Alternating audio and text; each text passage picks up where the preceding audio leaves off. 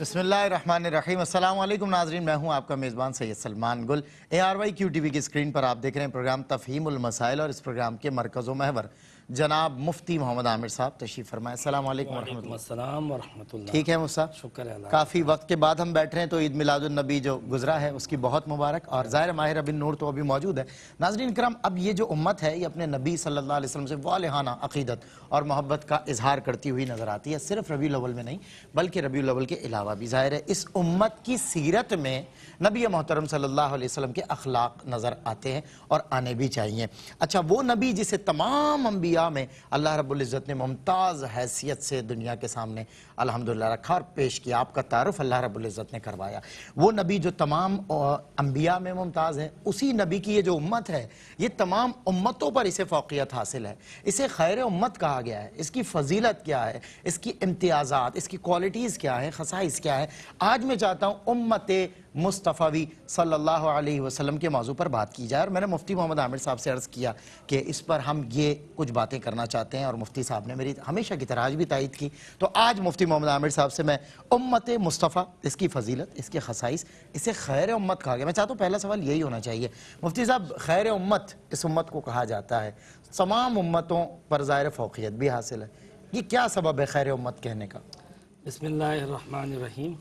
بہت شکریہ سلمان آپ کا، اور جو آپ نے موضوع کا انتخاب کیا ہے مجھے اس پہ اقبال کا شعر یاد آیا، اس کے کچھ الفاظ: چشم اقوام سے مخفی ہے حقیقت تیری، رکھتی ہے زمانے کو زندہ رکھتی ہے زمانے کو حرارت تیری، واہ بہت خوب، ہے محفل ہستی کو ضرورت تیری، کیا بات ہے، کوکب قسمت امکان خلافت تیری۔ کیا کہنے، واہ بہت اقبال خوب۔ نے جو اس امت کا جو مقام بتایا ہے کہ مطلب زمانے کو زندہ رکھنے والی یہ امت ہے۔ سبحان یہ الگ بات ہے کہ یہ امت خود کو نہ پہچانے، ہم کون ہیں، کس نبی سے ہماری نسبت ہے، ہم کس کے امتی ہیں، ہمارے نبی کی شان کیا ہے۔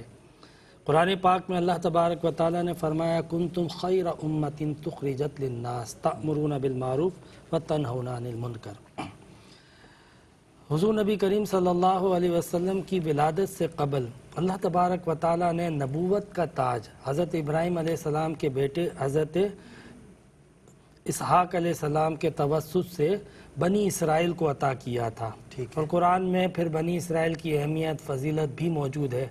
یا بنی اسرائیل اذکروا نعمتی التی انعمت علیکم وانی فضلتکم علی العالمین، اے بنی اسرائیل یاد کرو جو میں نے تم پر انعام کیا اور میں نے تم کو تمام عالم پر فضیلت دی۔ اللہ اکبر۔ اور آج بھی یہ لوگ اس بات کو کوٹ کرتے ہیں، اون کرتے ہیں کہ ہم جو ہے وہ اللہ تبارک و تعالیٰ کے سب سے پسندیدہ بندے ہیں، we are the chosen person of the God. بالکل ایسی بات ہے، لیکن پھر جب بنی اسرائیل نے انبیاء کی قدر نہ کی اور اللہ کے محبوب پیغمبر آخر جب تشریف لائے حضرت اسماعیل علیہ السلام کی اولاد سے، اور اس دعا کی برکت سے جو حضرت اسماعیل نے کی تھی کہ میری ذریت میں ایک ایسا نبی بھیج، اللہ اکبر، تو جب پیغمبر کی آمد ہوئی تو اللہ تبارک و تعالیٰ نے امامت کا تاج بنی اسرائیل سے بنو اسماعیل پہ کر دیا۔ ٹھیک ہے، بالکل اسی طرح فضیلت بھی جو امتوں کی تھی، اللہ تعالیٰ نے کہا کہ کنتم خیر امت، اب تمام امتوں میں سب سے بہتر تم ہو۔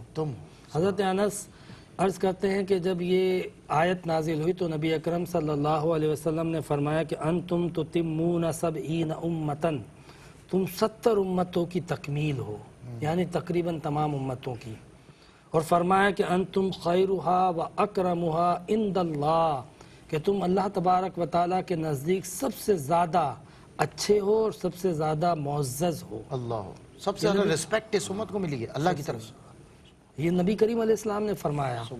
پھر حضور علیہ السلام نے فرمایا امتی امت مرحومت، میری جو امت ہے یہ امت مرحومہ ہے۔ مرحومہ کہتے ہیں جس پہ اللہ کا رحم کیا گیا، جس پر اللہ کا فضل کیا گیا ہو۔ اور واقعتاً سلمان اس امت پر جو فضل ہے، اس امت کی جو فضیلت ہے، اس امت کی جو خصوصیت ہے، اس امت پر جو عنایتیں ہیں وہ دیگر کو نہیں ہیں، دیگر کو نہیں ہیں، تھی نہیں نا پوری، ایسے تھوڑی خاطا معین الدین چشتی اجمیری نے از امتان دیگر ما آمدے میں برسر و آرا نیست یاور برہان ما محمد۔ کیا کہنے غریب، کیا شعر غریب نواز کا چھڑا، سبحان اللہ۔ اس امت کو واہ واہ واہ واہ، سبحان اللہ سبحان اللہ. یہ خیر امت جو ہے اس کا ٹائٹل وہ جو ہے نبی پاک صلی اللہ بہتر علیہ امت وسلم نے بہتر قرآن نے بھی دیا، حضور نے بھی دیا. اللہ اکبر. اب یہ بہتر ہے تو اس کی کچھ فضیلت پہ بات کی جائے. اس کی کیا فضیلت ہے، کیا بے فضیلت؟ شمار فضائل. میں آپ سے عرض کروں کہ حضرت عیسیٰ علیہ السلام نے، یہ امام ابو نعیم نے جو ہے وہ دلائل النبوہ میں حدیث کوٹ کی ہے کہ انہوں نے اللہ تبارک و تعالیٰ سے حضرت موسیٰ نے عرض کی، باری تعالیٰ تو نے جو مجھے کتاب دی ہے، جو کتاب نازل کی ہے، اس میں نے ایک امت کے بارے میں پڑھا، اس امت کے بارے میں پڑھا جو آئے گی سب سے آخر میں اور جنت میں سب سے پہلے جائے گی. اللہ اکبر، یہ بھی ایک امتیاز. واہ واہ سبحان. تو عرض کی حضرت موسیٰ نے باری تعالیٰ سے، یا اللہ اسے میری امت بنا دے. حضور نے کہا یہ احمد عربی کی امت ہے. اللہ نے فرمایا. اللہ نے فرمایا احمد عربی. پھر حضرت موسیٰ نے عرض کی، باری تعالیٰ تو نے جو مجھے کتاب دی اس میں نے ایک ایسی امت کے بارے میں بھی پڑھا کہ جن کی جو کتابیں ہیں ان کے سینوں میں، اس امت کے سینوں میں محفوظ ہوں. کتاب وہ محفوظ ہوگی ان کی. آپ کو پتہ ہے کہ قرآن پاک یعنی اللہ کی کتاب، جو اللہ نے کتابیں نازل کی، ان کتابوں میں سے فقط واحد قرآن پاک وہ کتاب ہے، اور فقط امت مسلمہ وہ امت ہے کہ جنہوں نے اپنے رب کی کتاب کو اپنے سینوں میں محفوظ کیا. اللہ اکبر. حضرت موسیٰ نے جب اس امت کے بارے میں پڑھا تو عرض کی، باری تعالیٰ مجھے ایسی امت دے. صحیح. تو اللہ تعالیٰ نے فرمایا یہ بھی احمد عربی کی امت ہے. اللہ اکبر.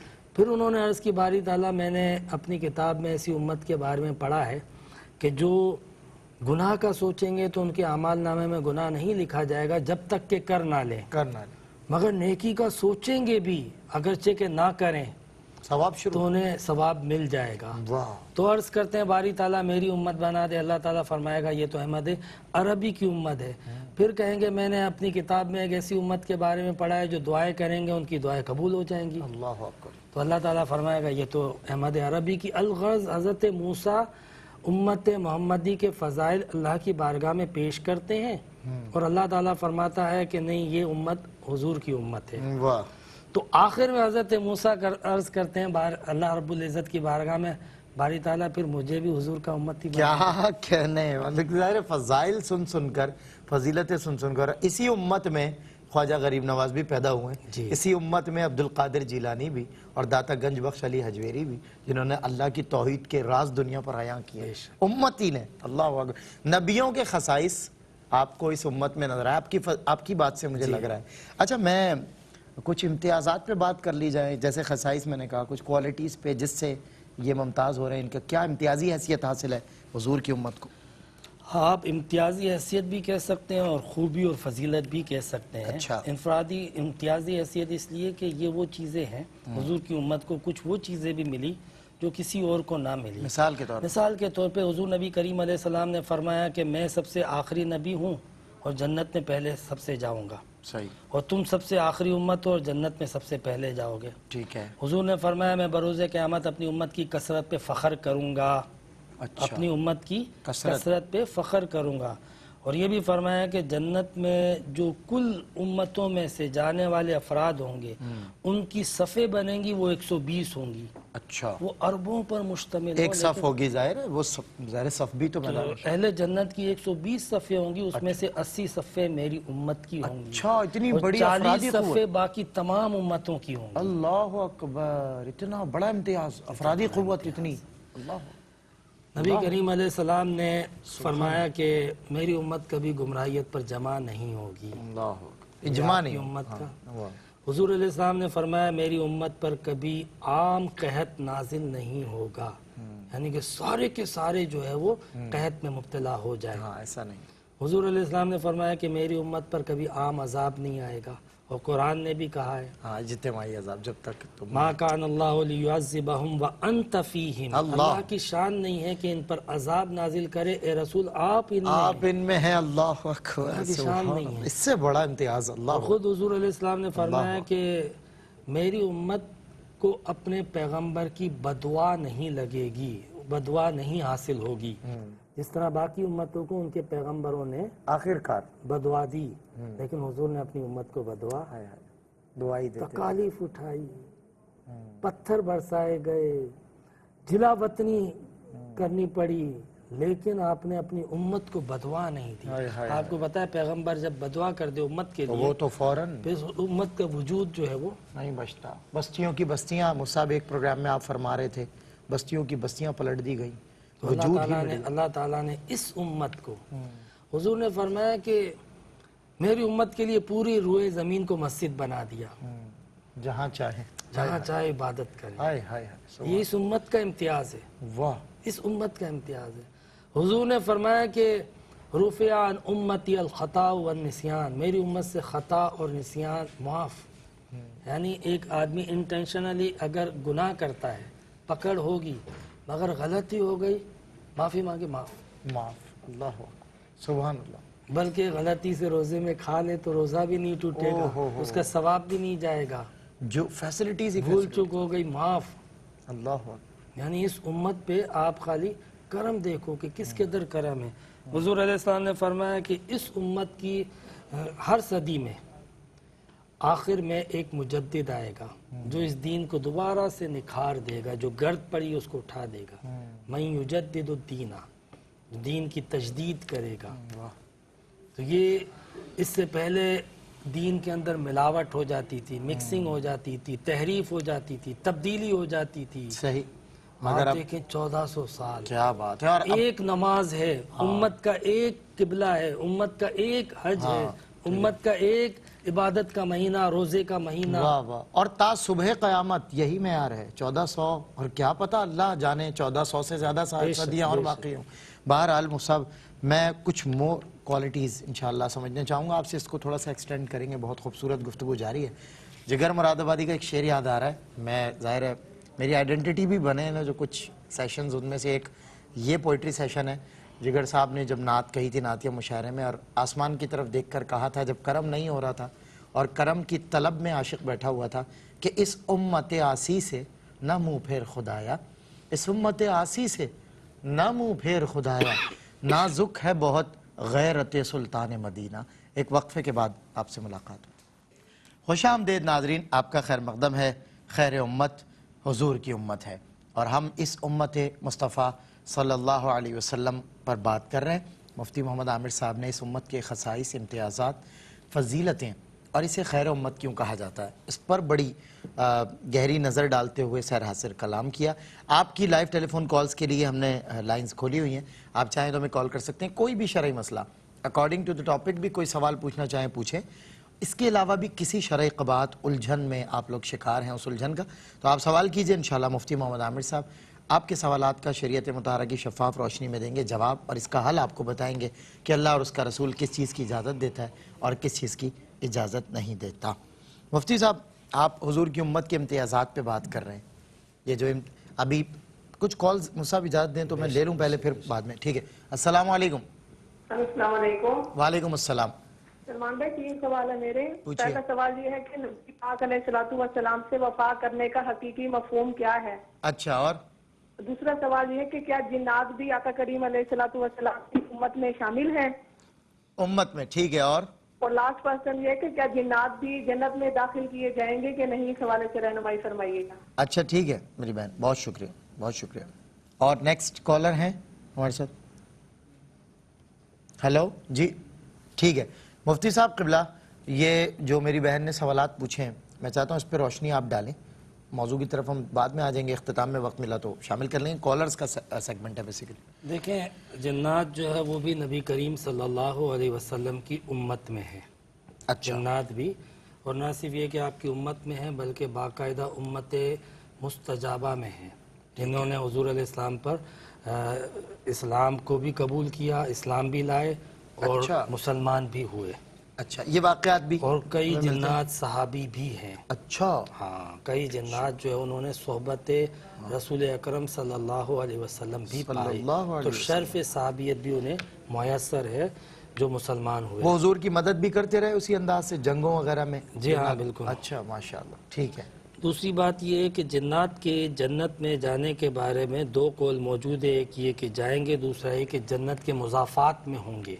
اچھا. جنت کے مضافات جو ایکسٹرا علاقے ہوتے ہیں. ٹھیک ہے. اچھا ایک سوال بہن نے یہ پوچھا کہ حضور نبی کریم علیہ السلام سے وفا کرنے کا حقیقی مفہوم کیا ہے؟ صحیح. ایک یہ ہے کہ ظاہری طور پہ اور جو بنیادی تقاضا ہے وفاداری کا، تو وہ یہی ہوتا ہے کہ کسی سے اگر جو تعلق ہو تو وہ ظاہراً اور باطناً ہو، ٹھیک ہے، صرف ظاہری نہ ہو، صحیح ہے، زبانی کلامی نہ ہو، ہاں بلکہ کیریکٹر میں نظر آئے، رسمی نہ ہو، قلبی ہو، حبی ہو، عشقی ہو، باطنی ہو، یہ حقیقی مفہوم ہے۔ میں کال لے لیں آپ؟ ایک کال لیتا ہوں پھر میں سمجھنا چاہتا ہوں۔ السلام علیکم۔ وعلیکم السلام۔ جی جناب، کیا سوال ہے آپ کا؟ ہاں جی سر، میں نے آپ سے سوال ابھی کیا ہے، میں نے جیسے کہنے کہ یہ عمرہ ادا کرنے کے لیے جو کیا نام ہے حج اسود کو چھونا ضروری ہے؟ حجر اسود کو چھونا، ٹھیک ہے بتائیں گے، عمرہ ادا کرنے کے لیے حجر اسود کا چھونا لازم ہے یا ویسے بھی؟ ٹھیک ہے بتائیں گے انشاءاللہ آپ کو آپ کا جواب۔ وہ سب آپ ارشاد فرما رہے تھے۔ تو ایک تو یہ کہ حضور سے جو تعلق ہو نا وہ مضبوط اور مکمل ہو، ظاہری طور پہ نہ ہو۔ پھر دوسرا یہ کہ نبی اکرم صلی اللہ علیہ وسلم سے کی اطاعت کی جائے، ان کی تعلیمات کو۔ نبی کریم علیہ السلام نے اپنے آنے کا مقصد بھی بیان کیا، اور اللہ تعالیٰ نے بھی حضور علیہ السلام کو اس لیے بھیجا تاکہ ہم ان کی تعلیمات کو، ان کے میسج کو ایڈاپٹ کریں۔ صحیح۔ تو اب حضور سے وفاداری کا بنیادی تقاضا یہ بن جاتا ہے کہ حضور جس مقصد کے لیے تشریف لائے اور حضور علیہ السلام کے جو احکامات، ہدایات اور تعلیمات ہیں ان کو اختیار کیا جائے۔ صحیح، بالکل ٹھیک ہے، بالکل ٹھیک ہے۔ ان کا بہن کا تیسرا سوال تینوں ہو گئے بہن۔ عمرے کے حوالے سے ایک سوال ہوا ہے۔ حجر اسود کو چھونا عمرے کے لیے تو نہیں ضروری ہے، کیونکہ حجر اسود عمرہ جو ہے وہ اس کے لیے طواف اور سعی جو ہے وہ کافی ہوتی ہے احرام کے ساتھ۔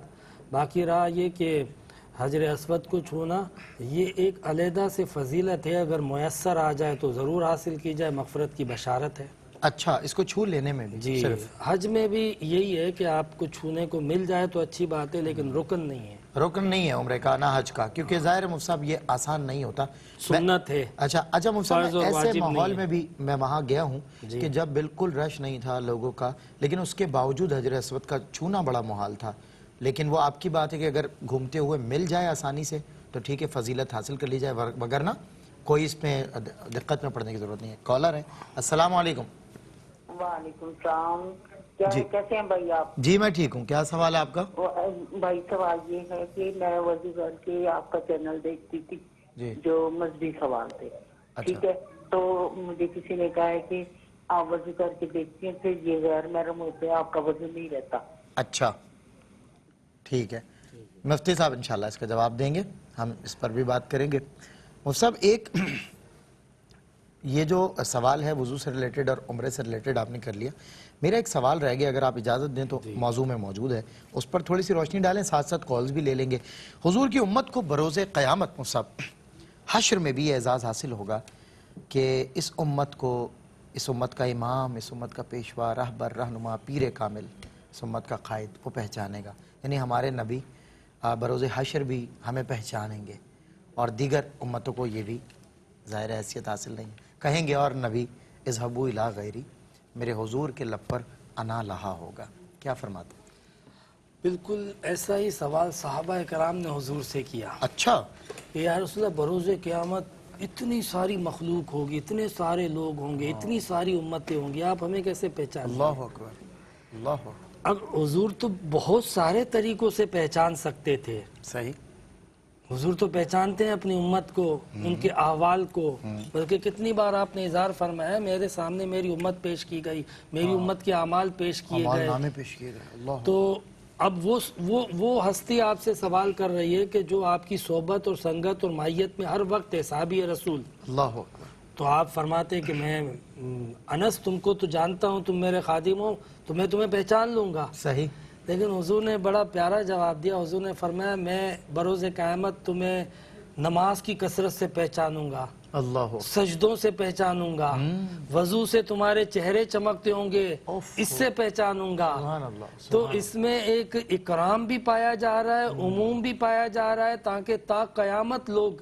آنے والے لوگ، بعد میں آنے والے لوگ بھی اللہ اکبر، ان چیزوں کو اختیار کر کے نبی کریم علیہ السلام کی پہچان کا ذریعہ بنے، اللہ اور ان چیزوں کی طرف ایک موٹیویشن موجود ہے اللہ اکبر، اور ایک فضیلت موجود ہے ریوارڈ، یہ امت تو کی۔ حضور ریوارڈز دے رہے ہیں نا کہ کہ میں کیسے تمہاری تکریم، ایک تو یہ کہ پہچانوں گا، اور دوسرا یہ ہزاروں لاکھوں کروڑوں اربوں میں پہچانوں گا، واہ، اور کیسے پہچانوں گا کہ اس امت کے چہرے چمکتے ہوں گے، حافظ کے چہرے چمکتے ہوں گے، سورج کی طرح چمکتے ہوں گے، واہ واہ واہ، تو مختلف پہچان حضور نبی کریم علیہ السلام نے ذکر فرمایا۔ کیا بات ہے مفتی صاحب۔ میں کالر کو شامل کرتا ہوں۔ جی السلام علیکم۔ السلام علیکم۔ وعلیکم السلام، کیا سوال ہے؟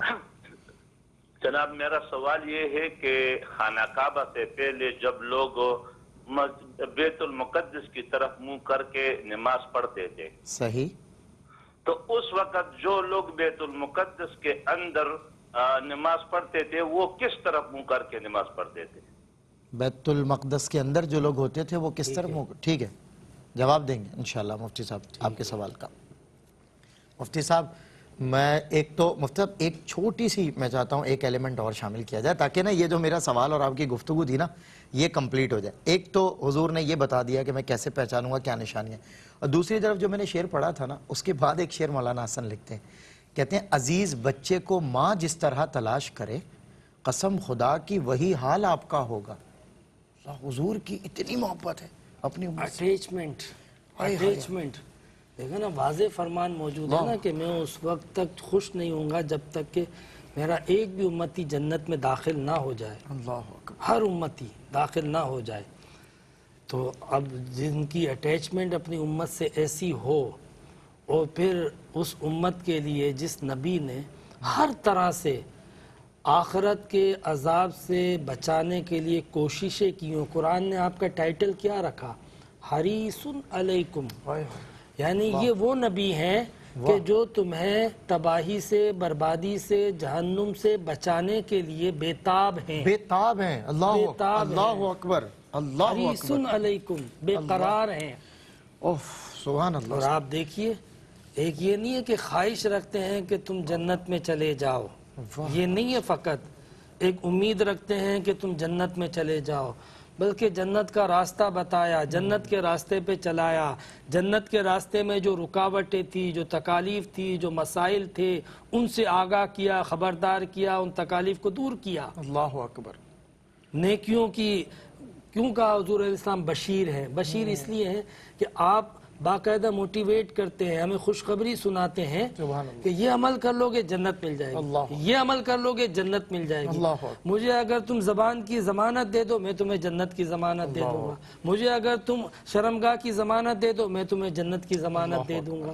تو قدم قدم پہ ہمیں مطلب جنت کے مجدے سنائے حضور نے۔ اللہ، ایک کالر مصعب میں شامل کروں، کیا کیفیات ہیں اس کو سننے میں کہ بے قراری حضور کی، بے چینی دیکھیں کہ میرا کوئی امتی جہنم میں نہ چلا جائے، میرا کوئی امتی ایسا نہ ہو کہ وہ میری شفاعت سے رہ جائے، یہ بے قراری اور یہ بے چینی حضور کی۔ ایک جملہ یہاں پہ لے لے، کال بھی لے لیجئے گا، حضور کی یہ جو بے قراری تھی نا، ہمیں بھی لوگوں کو جنت کے مجدے سنانے چاہیے نہ کہ جہنم کے۔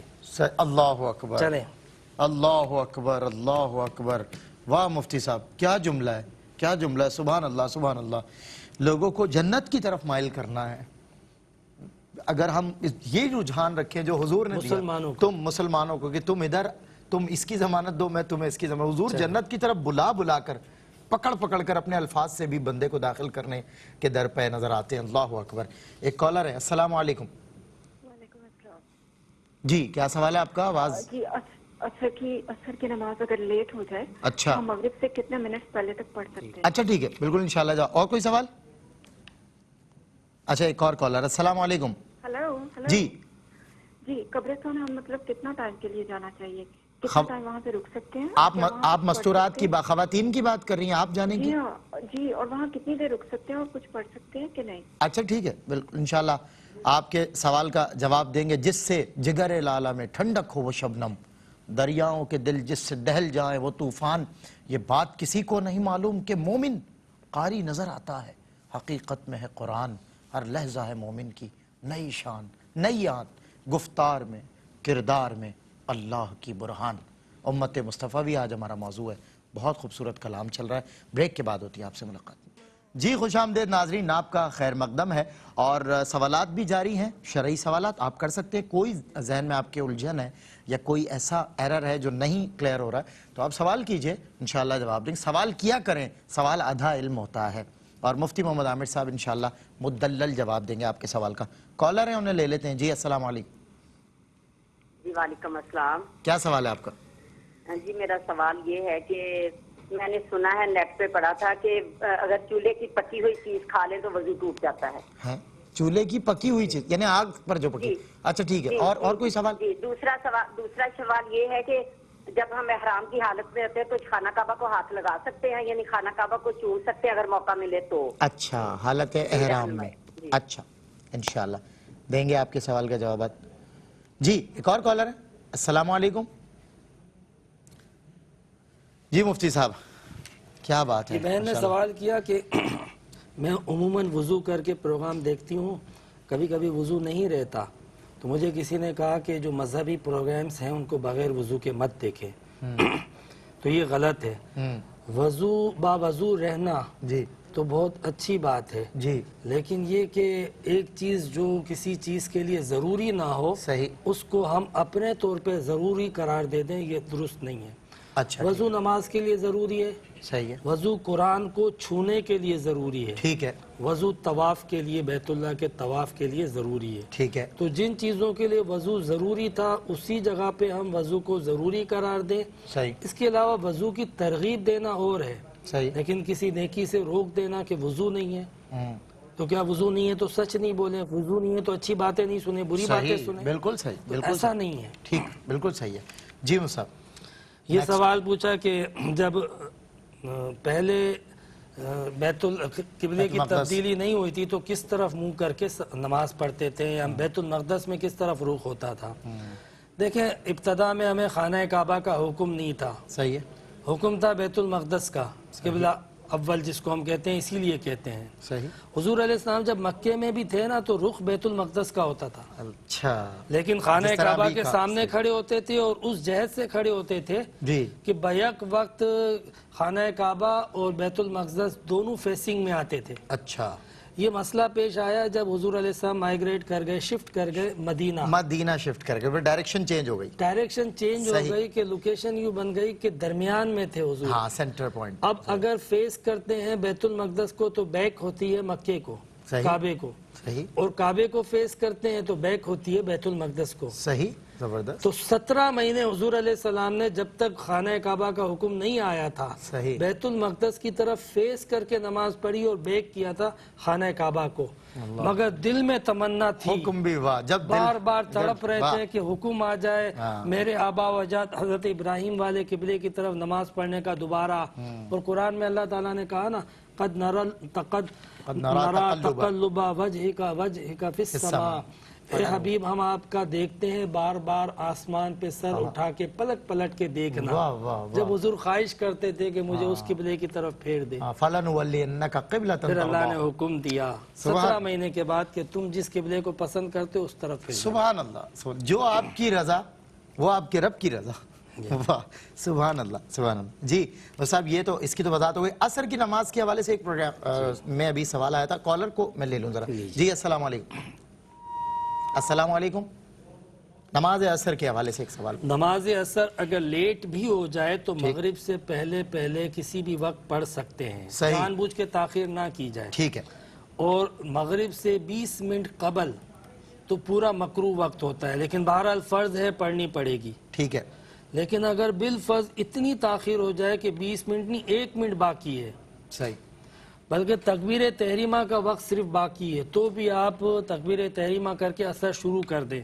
صحیح, کیونکہ فجر کے علاوہ باقی نمازیں اگر شروع اس کے وقت میں کی اور ختم دوسری نماز کے وقت میں کی تب بھی ادا ہو جائیں گی. اچھا, لیکن فجر میں یہ حکم نہیں ہے. فجر کی نماز شروع بھی اس کے وقت میں کرنی ہے, ختم بھی اس کے وقت میں کرنی ہے. بالکل ٹھیک ہے. مصعب آپ سے میں نے ایک سوال پوچھا تھا ایک موقع پہ, میں نے کہا وقت جا رہا ہے نماز کا اور فرض ہمیں ادا کرنا ہے اور کم و بیش 2-3 منٹس بچے ہیں, تو آپ نے ایک دفعہ فرمایا تھا کہ اگر نماز کے وقت میں آپ نے نماز میں شامل ہو گئے اور کسی مجبوری کی وجہ سے تو اور وقت جاتا رہا تیسری چوتھی رکعت میں تو فرض ادا ہو جائے گا. جی ایسا ہی ہے. جزاک اللہ. جی مصعب نیکسٹ. جان بوجھ کے تاخیر نہ جان بوجھ کے نہیں, لیکن اگر ہو گئی بہرحال جتنا بھی لیٹ ہو جائیں مغرب سے 1 سیکنڈ پہلے بھی آپ پڑھ سکتے ہیں. اگر داخل ہو گئے تو آپ کی اثر بالکل زبردست. جی چولہے کی پکی ہوئی چیز کسی نے کہا کہ کھانے سے وضو ٹوٹ جاتا ہے تو ایسا نہیں ہے، وضو چولہے کی پکی ہوئی چیز کے کھانے سے نہیں ٹوٹتا. ٹھیک ہے. اور دیکھیں شریعت نے کسی چیز کے ہونے نہ ہونے، ٹوٹنے، برقرار رہنے، جائز اور ناجائز ہونے کے جو معیار بتائے ہیں ہمیں اسی کو فالو کرنا چاہیے. خود ساختہ شریعت نہیں گڑنی چاہیے. بالکل ٹھیک.